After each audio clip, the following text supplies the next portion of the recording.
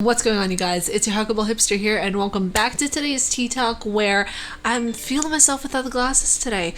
Gotta say, it's one of those rare occasions where I don't wear glasses and it actually looks good. Like, my concealer is hiding my dark circles and my black soul, so it's helping. Concealer, multi-purpose, multifunction. But today's tea talk is going to be rather short, sweet, and to the point, seeing as we have 3 stories gathered for you guys today. That way, it's just, for me, I always like to be short, sweet, and to the point a lot of the time. That way it carries a punch, and it's easier for people to absorb to an extent. So the first article we have today is rather exciting. I feel excited. I don't know about you guys. My fellow Silent Hill fans may be rather excited about this. And the first 2 articles were sent to me by a viewer, Peter McPeeface. Thank you so much for sending these articles to me. And you guys can join in the fun and send articles to me as well. There is a link down below for my Patreon account where you guys can unlock a tier where you guys can send me articles, send me ideas for videos, all that fun stuff. So be sure to check it out down below. Thank you so much, dude, for the articles. I really appreciate it. And in this first one that was sent to me, it states here that Konami files trademark application for Silent Hill in Canada. Now, I don't know about you guys. I am such a big fan of Silent Hill. For me personally, the story itself is a little more in-depth than Resident Evil. I know I said it, but for me personally, whenever I look at the first game, I see playthroughs, I see not playthroughs, but the storyline of what the first game was about. Then I see the second game. Then I see the third game, how the first and the third are linked up, but yet the second one ties into everything as a whole. It's a lot better written to an extent, but there are certain points that the story just doesn't click for me, because whenever we're talking about Resident Evil, we think of the psychological horror thriller action-packed video game that has been around for a little over 20 some years now. It's the same with Silent Hill too, but Silent Hill, for me at least, has more psychological input than Resident Evil does. Resident Evil is more of that post-apocalyptic bionuclear warfare terror that strikes fear in the hearts of millions. So are they vastly different? Yes. Are they both my favorites? Absolutely. Now, it states here in the article that I know it seems rather mundane. This is still exciting. Konami has filed a trademark application for Silent Hill with the Canadian Intellectual Property Office as unrelated to pachinko or patchless machines. It also continues on saying, now it's worth noting that the trademark for Silent Hill in Canada was set to expire this December, so Konami's just covering their bases, right? The trademark does pertain to the video games after all. So this makes me have hope that Konami is either going to be doing a new game or B, a remake of one of the already popular games in the series. So as a fan of both the story and the franchise, I am excited, even though he might be just brushing up on the patent, getting it renewed, that way he covers his bases. Konami is covering his bases that way in the event that somebody does try to steal the name, he can protect his assets.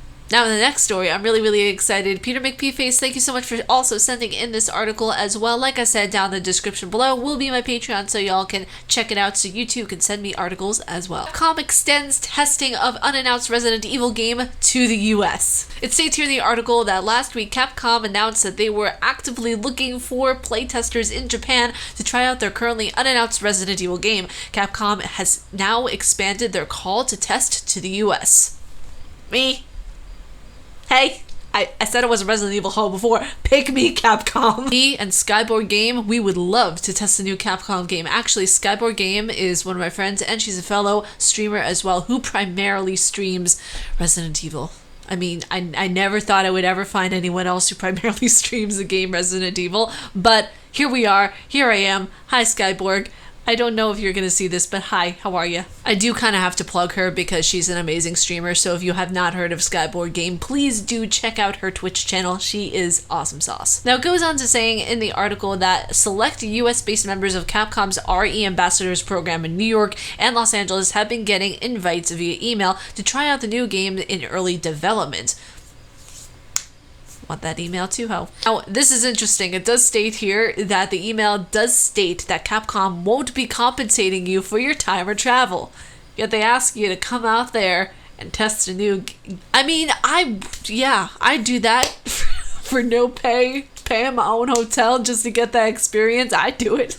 And the requirement is that each player has played Resident Evil titles in the past. Still stands, but come on, if you're a member of the program, why wouldn't you have played a Resident Evil title? I mean, it's true. I don't know why they have to list the requirements. It's like, hey, it's like you have to breathe air in order to do this. Like, done. Now my guess is that they are probably doing early beta testing for Resident Evil 8 that is going to be announced at E3 next year. That's my prediction, but I could be wrong. And they did state that it was a new Resident Evil title, so maybe it's a DLC, maybe it's a VR game, who knows. It did already release a VR game in Japan only, that they said was not going to be in the US. So it could be Resident Evil 8, you never know. So the last thing that we are going to dive into today is some YouTube news. We have not had some spicy YouTube news in a while. So before we get into this YouTube news, I have some YouTube news of my own, okay? I would really love it if YouTube would get back to me on the false copyright claim that somebody copyrighted my own song. What? The place is called SoundSuite, and they are a company that people can use to copyright different songs, like put a copyright claim on them, and I have not heard back from YouTube whatsoever. For me personally, if I put in a dispute, I A, run the risk of them taking away my channel, and 2, I just might never hear back from them. So for me, I know I am in the right. I would love it if YouTube would get back to me. So YouTube, please get back to me about this. I've tweeted at you several times. I've even screenshotted your email. That way, just in case the event of something happening, I have it on file. So yeah, anybody at YouTube, hello, please get back to me about this. You see, the funny thing is that I wrote the lyrics a year ago. I mixed it, I produced it, and I used a website called soundtrap.com, where you can use copyright-free beats and you can create your own song through the website, and that's exactly what I did. So if everything I used is copyright-free, everything I used, my lyrics are my own, there are nobody else's, then this company is infringing and trying to take my intellectual and creative property, which is not cool. I'm just kind of furious about the entire thing, honestly, because whenever I create something and I put it out there, I put this song out months ago, man. I put the song out so long ago, and now something happens. Like, I don't understand it. That song has been on my channel for a long time. Why are you copywriting it and doing something with it that you should not be doing now? I do not understand it. Oh, it's an original song, we shouldn't have to copyright it. Because it's just logic sense. I mean, it's common sense. Why would you? No. I'm just kind of mad at this point. I'm kind of mad, and I would love an answer from YouTube. But that's okay, YouTube. You do you, and we'll continue to work hard on your platform that does not give smaller creators a bigger leeway and a bigger voice. That's okay. Now, this next story with YouTube, besides one that was my story, which YouTube needs to get back to me on, is about the LGBTQ creators are suing YouTube for discrimination, claiming the site hides content. It states here in the article that LGBTQ YouTubers are suing the company, which is owned by Google, claiming YouTube suppresses their content. The suit alleges that regularly culls subscriber lists. Now, the suit alleges that site regularly culls subscriber lists for LGBTQ creators, affecting their ability to sell advertising, which is primarily the way to monetize content on YouTube. Now, it goes further into saying here in the article that the lawsuit alleges that YouTube regularly labels LGBTQ videos as offensive or sexually explicit because of the creator's sexual orientation, which is complete BS. Why would you label something as sexually explicit if someone has a coming out video, or if someone is explaining their personality, they're explaining something, they're doing a Q&A, and that happens to pop up as saying, oh, that they're bisexual, they're transsexual, they're pansexual, whatever it may be. Videos like that, unfortunately, by YouTube get labeled as offensive material. I don't know why. And this is a quote by one of the plaintiffs, Peter Obsler, stating that by controlling an estimated 95% of the public video communications that occur around the world, Google and YouTube wield unparalleled power and unfettered discretion to apply viewpoint-based content policies in the way that permits them to pick winners and losers. Now, there is a video embedded in the article that explains everything a lot more in depth, what's going on. all honesty, I really think that we don't know all of the arguments that are being portrayed here. There's one side, which is the LGBTQ community side, and what YouTube is facing with this lawsuit right now. There's different sides of the same coin going on. Do I side with the LGBTQ community? Absolutely. I really think that YouTube does hide a lot of their content because it is labeled by them as offensive, which I don't understand at all. If you have a coming out story, if you are putting something out there that is your story, is something that you want to share with someone, or it could just be like a get ready with me for Pride Week, whatever it may be. The fact that they're labeling it as offensive really shows where part of the YouTube company stands. Now, just for fun, I really wanted to insert one of your guys' questions in today's Tea Talk, and our question today comes from a Squilly, who is one of the new subscribers here on the channel. What's going on, dude? I hope you're having a wonderful day. And he asks, what do you plan to do when you reach 1 million subs? Just asking for future, not saying you have it fully planned. Oh gosh. I can't even picture me having 1 million subscribers. Like, that just seems crazy to me. Oh gosh, if that ever happens, number one, I would be breaking down crying because I would not expect it. That's a lot of numbers. It's a lot of zeros. But yeah, I don't know. I would get a balloon, like a number one balloon, and then get like 6 zeros in balloon form and have all my friends just like carry them around, and we'll line up for like an Instagram picture or something like that. I don't know, something bougie. But I don't know, I think that would just be really, really cool. I would want to do a meetup. I would want to do something fun like that. It would just, I don't know. I can't, for me, like I can picture it, but I don't believe that it might actually happen. I don't know, you guys prove me wrong. Get me to 1 million subscribers. Because for me, I mean, like, I've always wanted to do charity live streams. You know what? We'll do that. Once I reach 1 million subscribers on YouTube, we'll do a charity live stream for able gamers. I've seen Grabigly do work with them. I believe Markiplier has done work with them too. Correct me if I'm wrong.